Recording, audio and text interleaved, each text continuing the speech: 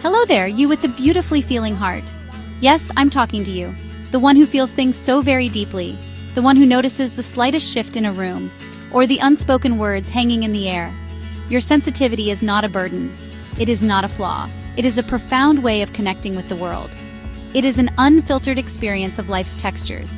It is a quiet strength, a powerful way of being. Society often gets this wrong. It can be quick to label. Too emotional, they might say.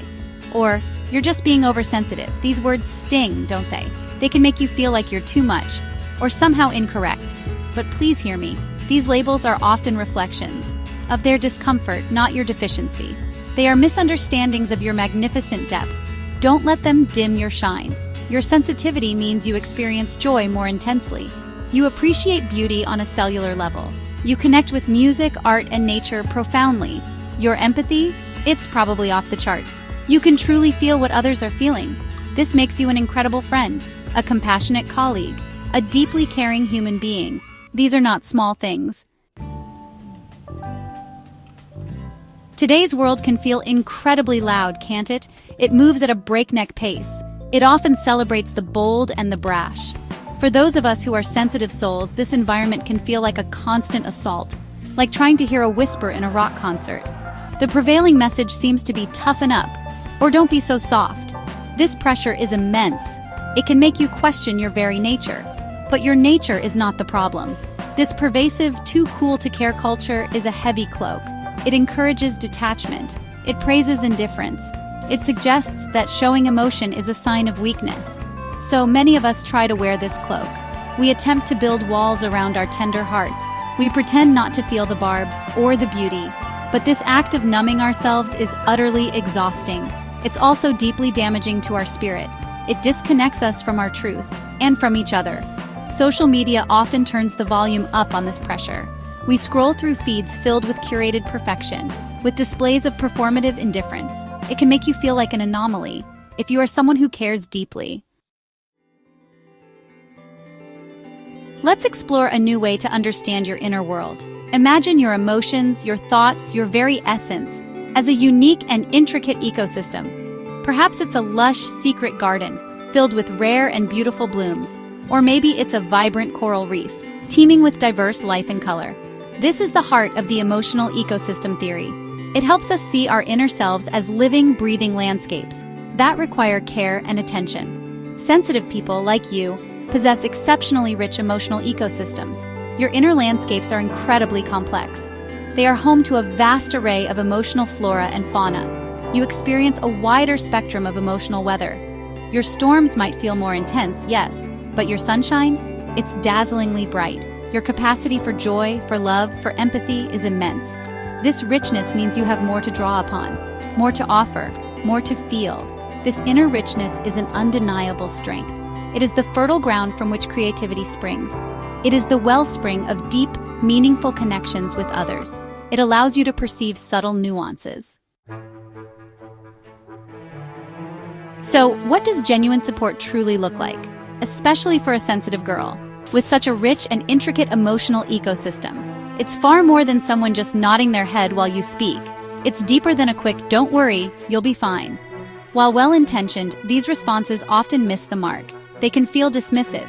They can make you feel unheard, or like your feelings are an inconvenience. Real support is an art. True support is fundamentally about presence.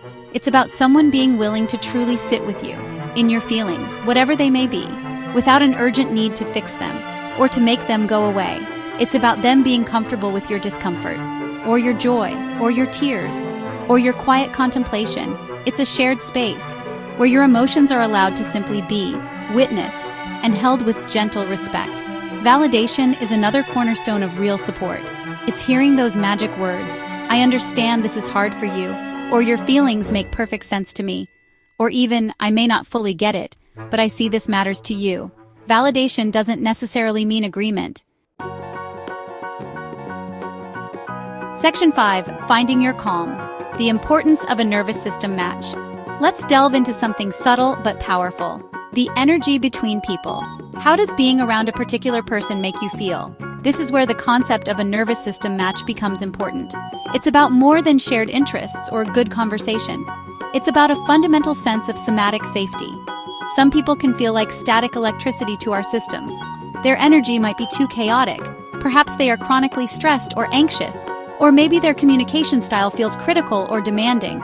Being around them can leave your nervous system feeling jangled or drained. It's like your internal alarm bells are constantly ringing. This is not a sustainable way to connect. It's exhausting. A nervous system match feels entirely different. When you are with this person, your nervous system can relax. It's like taking a long, slow, deep breath. You feel a sense of calm wash over you. You can be your authentic self without fear of judgment. Their presence is soothing, regulating. Section 6.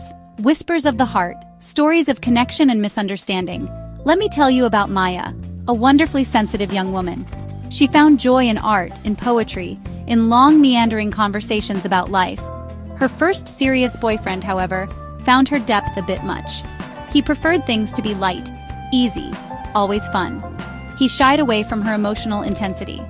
Maya, desperate to be loved, started to feel unseen. She began to doubt her own nature. She started to shrink herself to fit his mold. He would often say things like, "Why do you always have to be so serious?" Or, "Can't you just chill out for once?" His words, though perhaps not intended to be cruel, felt like tiny paper cuts, inflicted daily upon her sensitive soul. Her vibrant inner ecosystem, starved of understanding and validation, began to show signs of distress. The colors faded, the blooms wilted, because it lacked the essential nutrients of acceptance and genuine connection.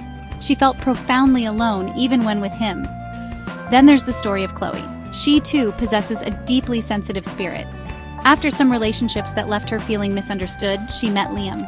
Liam wasn't necessarily as overtly expressive as Chloe, but he was profoundly curious about her inner world. Section 7. Beyond the breadcrumbs, you deserve the whole bakery of love. It happens so often.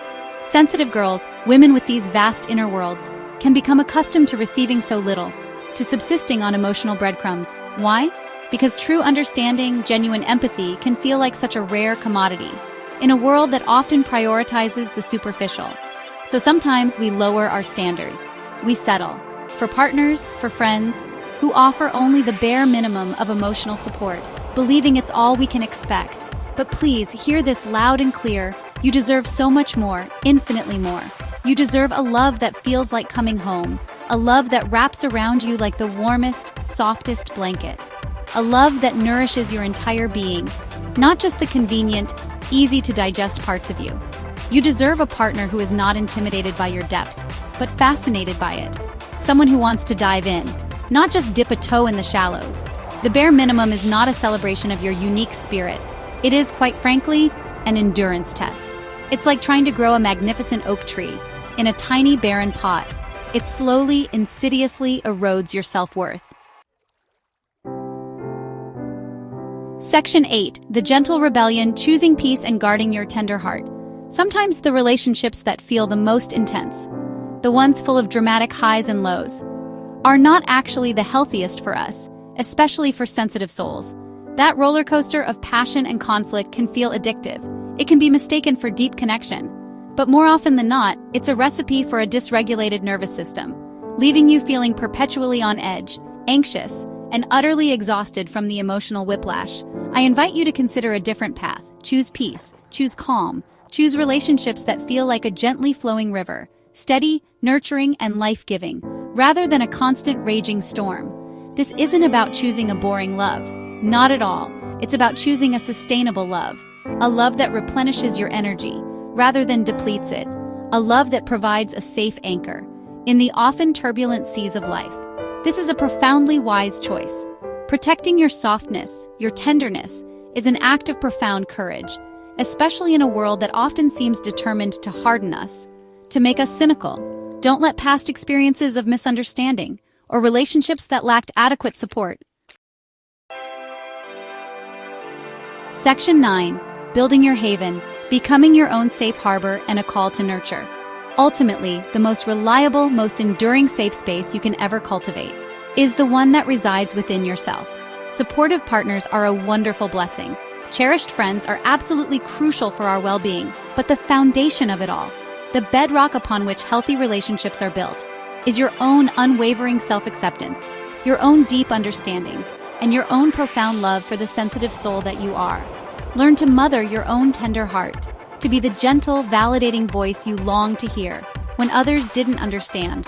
Learn to listen to your own feelings without judgment, to understand the unique needs of your emotional ecosystem. Become its most fierce and loyal protector, and its most loving, dedicated gardener. This internal relationship is the most important one you will ever have. It is the source of your strength, your resilience, your peace. Emotional maturity isn't about suppressing your feelings or pretending they don't exist. It's about having the courage to feel everything, the joy, the sorrow, the anger, the fear, and then having the wisdom to navigate those feelings with grace.